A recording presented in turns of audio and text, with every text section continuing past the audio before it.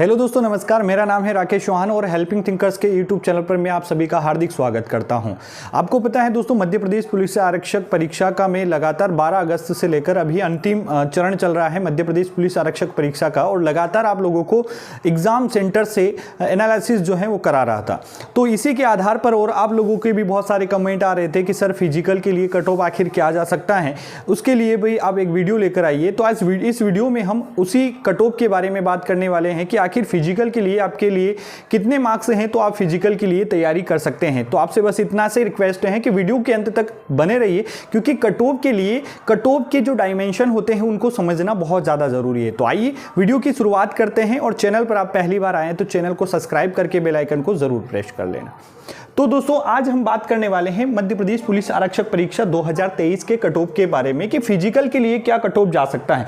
वास्तव में इसका क्या कट ऑफ जाएगा ये तो हमें आयोग ही बताएगा, लेकिन एक अनुमानित कट ऑफ, ताकि हम फिजिकल की तैयारी बेहतर रूप से कर सकते हैं। क्योंकि हमें पता चले कि हमारा स्कोर वहां पर अभी हमें लग रहा है कि हमारा फिजिकल के लिए नहीं होगा, और बाद में पता चला कि फिजिकल के लिए हो जाएगा, तो उसके बाद में आपके पास बहुत कम समय रहेगा, आप चाहकर भी प्रॉपर तरीके से फिजिकल की तैयारी नहीं कर पाएंगे।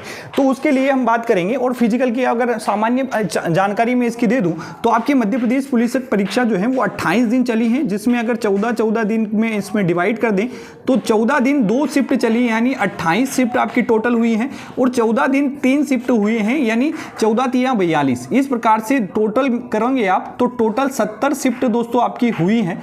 लेकिन इससे कोई ज़्यादा फर्क नहीं पड़ेगा, ये सामान्य जानकारी है। और एग्जाम अगर सेंटर की बात करते हैं कि मध्य प्रदेश में टोटल एग्जाम सेंटर कितने थे, तो 50 200 एग्जाम सेंटर थे, ठीक है। लेकिन हमारी कट ऑफ के लिए कौन कौन से डायमेंशन ज़्यादा ज़रूरी हैं उनके लिए हम बात करते हैं। तो इसके लिए 5 डायमेंशन मुझे लगते हैं कि कट ऑफ निर्धारित करने के लिए बहुत बड़े फैक्टर होंगे। उसमें पहला जो डायमेंशन है वो फॉर्म फिल, मतलब हम 2020-22 में जो वैकेंसी हुई थी और 2023 में जो वैकेंसी हुई, इन दोनों को कंपेरिजन करेंगे कि किस प्रकार से यहाँ पर अगर 2020-22 में जो वैकेंसी निकली थी 2020 वाली, तो उसके फॉर्म भरने की जो तारीख थी वो 16 जनवरी से लेकर 6 फरवरी के बीच 2021 में आपको फॉर्म भरने का टाइम दिया गया था। और जबकि यहां पर आपका जो टाइम है फॉर्म भरने का 26 जून से लेकर 10 जुलाई 2023 है। अब आप ये सोच सकते हैं कि सर इनसे क्या मतलब है, अभी मैं सारी चीजें आपको क्लियर करूंगा, ठीक है। और दूसरी बात है एग्जाम डेट। एग्जाम डेट अगर 2020 की जो एग्जाम डेट की बात करेंगे तो 8 जनवरी से लेकर 17 फरवरी तक आपकी एग्जाम चली थी, सन ध्यान दीजिएगा 2022। यानी यहां फॉर्म भराए थे 16 जनवरी से लेकर 6 फरवरी तक, और एग्जाम हुई थी 8 जनवरी से लेकर 17 फरवरी 2022। यानी लगभग यहां पर आप एग्जाम के लिए जो टाइम आपको दिया गया है, मतलब प्रिपरेशन का जो यहां पर टाइम मिल गया है, तो लगभग आप 1 साल मान सकते हैं कि यहां पर 1 साल का टाइम लगभग आपको यहां पर मिला है। जबकि यहां पर 2023 में बात करते हैं तो 26 जून से लेकर 10 जुलाई तक आपको फॉर्म फिल हुए, जबकि आपकी एग्जाम 12 अगस्त से स्टार्ट हो गई और 12 सितंबर तक चली। यानी जून से जुलाई और अगस्त तक, मतलब यहां पे 1 महीने से 1.5 महीने के बीच से ज्यादा आपको समय यहां पर नहीं मिला। इसमें तैयारी जो पहले पुराने बच्चे कर रहे थे वो अगर कर रहे होंगे, लेकिन अगर जो फ्रेशर बच्चे हैं उनको तो यहां पर 1 से 1.5 महीना ही टाइम मिला है। तो कहीं ना कहीं ये फैक्टर बहुत ज्यादा मैटर करेगा, क्योंकि यहां पर समय का तैयारी करने का समय बहुत ज्यादा मिला है और यहां पर समय तैयारी करने का समय बहुत कम मिला है।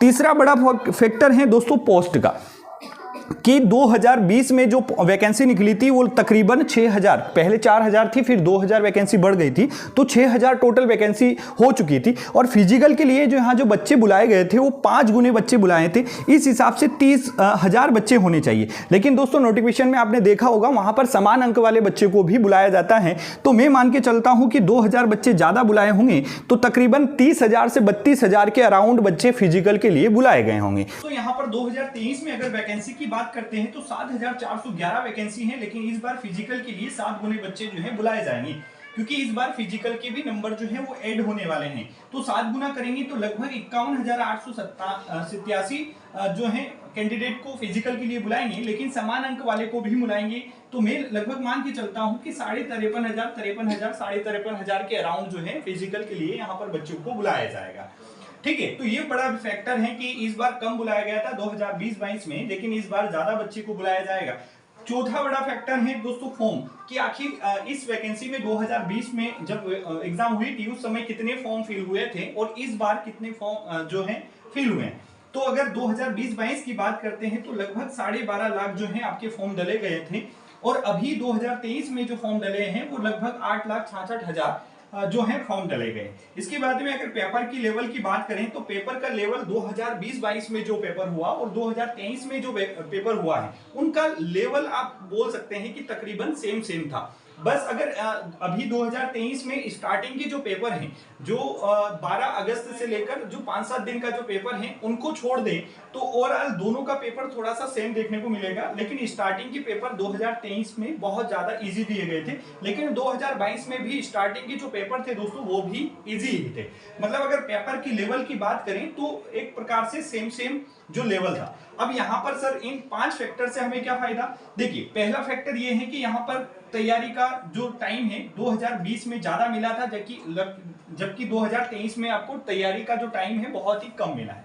दूसरा बड़ा फैक्टर है कि यहाँ पर वैकेंसी कम थी। 2022 में 6,000 वैकेंसी थी, लगभग यहाँ पर 7,500 वैकेंसी के समथिंग। यहाँ पर फिजिकल के लिए 5 गुने को बुलाया जाता है, लेकिन यहाँ पर 7 गुने को। यहाँ पर 30,000 से 32,000 कैंडिडेट फिजिकल के लिए बुलाए गए थे, लेकिन यहाँ पर आप देखेंगे तो 51,000 से लगभग 53,000 के आसपास यहाँ पर बच्चे बुलाया जाएगा। फॉर्म की संख्या अगर देखेंगे तो यहाँ पर 12.5 लाख फॉर्म डले गए थे, लेकिन यहाँ पर 8.5 लाख ही। तो फॉर्म की संख्या भी कम है यहाँ पर। पोस्टों की संख्या यहाँ पर कम है, यहाँ पर ज्यादा है, यानी पोस्ट की संख्या यहाँ ज्यादा है, फॉर्म कम डाले गए। पेपर का लेवल तकरीबन सेम है, तैयारी का समय भी बहुत कम मिला है। तो इसी आधार पर हम ये कह सकते हैं कि 2020-22 में जो एग्जाम हुआ था और 2023, अगर इन दोनों का कंपैरिजन आप करेंगे तो 2022 से कम ही कट ऑफ जाएगा आपका 2023 के लिए। 2022 में जो कट ऑफ गया था दोस्तों, 2023 में 2020 से कम ही जाएगा। अब कितना कम जाएगा 2022 में या 2022 में क्या कट ऑफ रहा था उसके ऊपर हम चर्चा करते हैं, तो आप वीडियो के अंत तक बने रहिएगा। तो दोस्तों आइए सबसे पहले हम जानते हैं कि 2020-22 में हुई मध्य प्रदेश पुलिस परीक्षा का कट ऑफ आखिर क्या रहा था।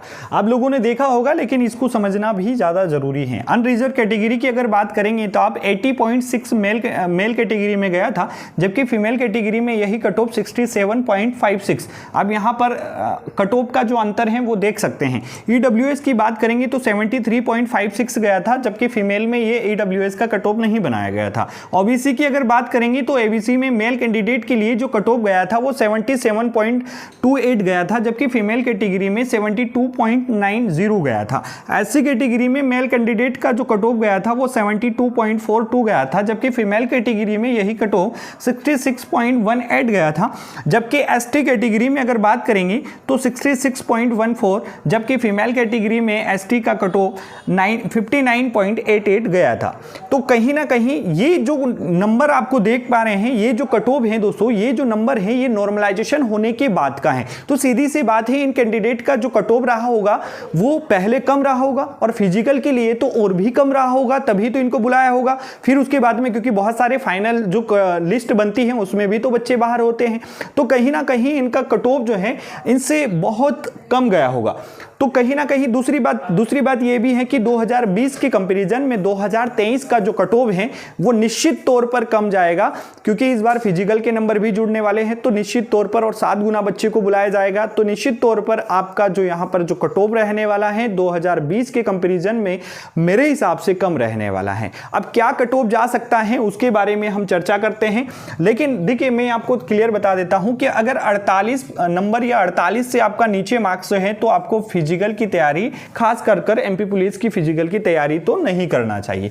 अगर 70 से ऊपर किसी भी कैटेगरी में आप हैं और 70 या 70 से ऊपर मार्क्स हैं तो आपको निश्चित तौर पर फिजिकल की तैयारी जो है करना चाहिए। अब मसला यह है कि सर 70 और 48 के बीच में जिन बच्चों का नंबर है वो कैटेगरी वाइज क्या जा सकता है, फीमेल में जनरल कैटेगरी महिलाओं का क्या रहेगा, मेल का क्या रहेगा, या अदर कैटेगरी में क्या क्या कट ऑफ रह सकता है, इसके बारे में मैं थोड़ा सा समझाने का प्रयास करता हूं। लेकिन 100% तो यही है कि 70 या 70 से ऊपर। लेकिन मैं जो आपको कट ऑफ बताने वाला हूं, 2 आधार पर बताने वाला हूं कि क्योंकि हम जो कट ऑफ बना रहे हैं वो संभावनाओं के आधार पर बना रहे हैं, ये एक प्रमाणित आंकड़ा जो है वो नहीं है। तो मैं जो कट ऑफ बना रहा हूं वो 90%, 90% और 10% के आधार पर बनाऊंगा कि 90% संभावना किस मार्क्स वाले की रहेगी और 10% संभावना कितने मार्क्स वालों की संभावना रहेगी। तो आप 2 मिनट रुकिएगा, मैं आपको यहाँ पर पूरा जो है कट ऑफ लिखकर बताता हूँ। तो दोस्तों 2023 में रहने वाला मध्य प्रदेश पुलिस परीक्षा का फिजिकल के लिए जो संभावित कट ऑफ है वो मेरे अकॉर्डिंग मैंने लिख दिया है। लेकिन आपको बताने से पहले ये कहना चाहूँगा कि ये जो कट ऑफ है मैंने मेरे अनुमान के आधार पर, क्योंकि पिछली 2022 की वैकेंसी भी मैंने दी थी, 2023 की भी दी है, तो उसी के ज्ञान के आधार पर और लगातार मैं आप लोगों को एनालिसिस करा रहा था और बच्चों से स्कोर भी देखने को मिल रहे थे। लेकिन ज़्यादातर स्कोर जो बच्चों का कम ही रह रहा था, उसके आधार पर क्या कट ऑफ रह सकता है ज़्यादा समय ना लेते हुए मैंने यहाँ पर लिख दिया है। देख ली, अनरिजर्व कैटेगरी में अगर 90% संभावना की अगर बात करें तो अनरिजर्व कैटेगरी में मेल कैंडिडेट की बात करते हैं तो मेल कैंडिडेट में 68 नंबर या 68 से ज़्यादा हैं तो आप फिजिकल की तैयारी निश्चित तौर पर कर सकते हैं। अगर 65 प्लस 10% संभावना, मुझे लगता है कि अगर 65 प्लस भी अनरिजर्व कैटेगरी में आपके हैं तो आपको फिजिकल की तैयारी करना चाहिए। यही फीमेल के लिए अगर बात करें तो 60 या 60 प्लस नंबर हैं तो आपको फिजिकल की तैयारी निश्चित तौर पर करना चाहिए।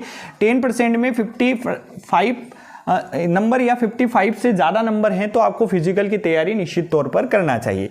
ईडब्ल्यूएस कैटेगरी की अगर बात करते हैं तो 65 या 65 से ज़्यादा नंबर हैं तो आपको फिजिकल की तैयारी करनी चाहिए। जबकि फीमेल कैटेगरी में 60 या 60 प्लस नंबर हैं तो आपको जो है फिजिकल की तैयारी करनी चाहिए। 10% में 62 या 62 से ज़्यादा या 55 से ज़्यादा नंबर हैं तो मेल कैटेगरी में 62 और फीमेल कैटेगरी में 55 नंबरों पर आपको फिजिकल की तैयारी करनी चाहिए। ओबीसी की अगर बात करें तो ओबीसी में 65 या 65 से ज़्यादा नंबर या 62 से ज़्यादा नंबर भी आपका है तो मेल कैटेगरी में आपको फिजिकल की तैयारी जो है करना चाहिए। फीमेल कैटेगरी की अगर बात करते हैं तो 60 या 60 से ज़्यादा और 10% में संभावना बनती है कि 50 या 55 से ज़्यादा नंबर भी हैं तो आपको फिजिकल की तैयारी निश्चित तौर पर करना चाहिए। अगर एससी कैटेगरी की बात करते हैं तो मेल कैटेगरी में अगर 60 प्लस या 57 प्लस आपका नंबर है तो आपको फिजिकल की तैयारी जो है वो करना चाहिए। यानी 57 से 60 के बीच में आपका नंबर है तो आपको फिजिकल की तैयारी करना चाहिए। फीमेल कैटेगरी में अगर एससी कैटेगरी की बात करें तो 55 से 52 से लेकर 55 नंबर के बीच, 52 से लेकर 55 तक के बीच में अगर आपका नंबर है तो आपको फिजिकल की तैयारी में जुट जाना चाहिए। अगर एससी कैटेगरी में बात करें मेल कैंडिडेट की तो 53 से लेकर 57 के बीच में अगर आपका मार्क्स हैं तो आपको निश्चित तौर पर फिजिकल की तैयारी में लग जाना चाहिए। अगर फीमेल कैटेगरी की अगर बात करें एसटी कैटेगरी में तो 49 से लेकर 52 के बीच में अगर आपका मार्क्स हैं तो आपको फिजिकल की तैयारी करना चाहिए। तो ये है, एक बार स्क्रीनशॉट लेकर इसको आसान भाषा में आप समझ भी सकते हैं। उसके बाद में मैं आप लोगों को बता देता हूं कि फिजिकल की तैयारी आपको क्यों ही करना चाहिए कि अगर इनके आसपास भी 1-2 नंबर इसके आसपास भी आपका मार्क्स हैं तो निश्चित तौर पर दोस्तों आपको फिजिकल की तैयारी जो है वो करनी चाहिए।